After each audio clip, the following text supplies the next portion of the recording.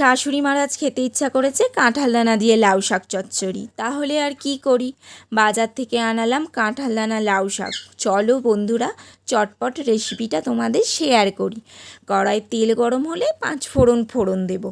ফোড়ন যখন ফুটে উঠবে এর মধ্যে কেটে রাখা পেঁয়াজ দিয়ে দেবো। পেঁয়াজগুলো হালকা ভেজে নেব। পেঁয়াজ যখন হালকা ভাজা ভাজা হয়ে যাবে তখন এর মধ্যে আমি কেটে ধুয়ে পরিষ্কার করে রাখা আলুগুলো দিয়ে দেবো। আলুগুলোও ভেজে নেবো। আলু যখন ভাজা ভাজা হয়ে যাবে এর মধ্যে আমি কাঁঠাল দানা দিয়ে দেবো। কাঁঠাল দানাগুলো আমি আগে থেকে নুন দিয়ে সিদ্ধ করে খোলা ছাড়িয়ে ছোট ছোট করে কেটে রেখেছিলাম। এরপর বেগুন দিয়ে দেবো। বেগুনগুলোও আমি ভেজে নেবো। বেগুন যখন ভাজা ভাজা হয়ে যাবে তখন এর মধ্যে আমি পরিমাণ মতো হলুদ গুঁড়ো, লঙ্কা গুঁড়ো, জিরে গুঁড়ো দিয়ে দেবো। এরপর পালা মশলাটা ভেজে নেওয়ার।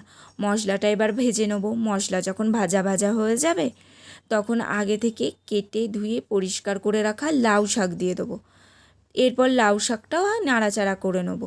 এরপর একটা ঢাকা দিয়ে দেবো। মাঝে মাঝে ঢাকাটা খুলে নাড়াচাড়া করে নেবো। যখন দেখব লাউ শাকটা কমে এসেছে তখন এর মধ্যে আমি পরিমাণ মতো নুন অ্যাড করে দেবো। শাকে নুন দিলে জল বেরোয়, এ তো তোমরা সবাই জানো।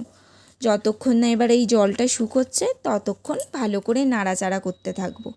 যখন দেখব শুকনো শুকনো হয়ে এসেছে তখন এই পর্যায়ে আমি এর মধ্যে সর্ষে বাটা দিয়ে দেবো। তোমরা যদি মিষ্টি খেতে চাও মিষ্টি অ্যাড করতে পারো। ব্যাস, আর কি, শুকনো শুকনো করে নামিয়ে নিলেই রেডি আমাদের কাঁঠাল দানা দিয়ে লাউ শাক চচ্চড়ি। খেতে কিন্তু লাগে বেশ ভারী, তোমরাও জানিও কেমন।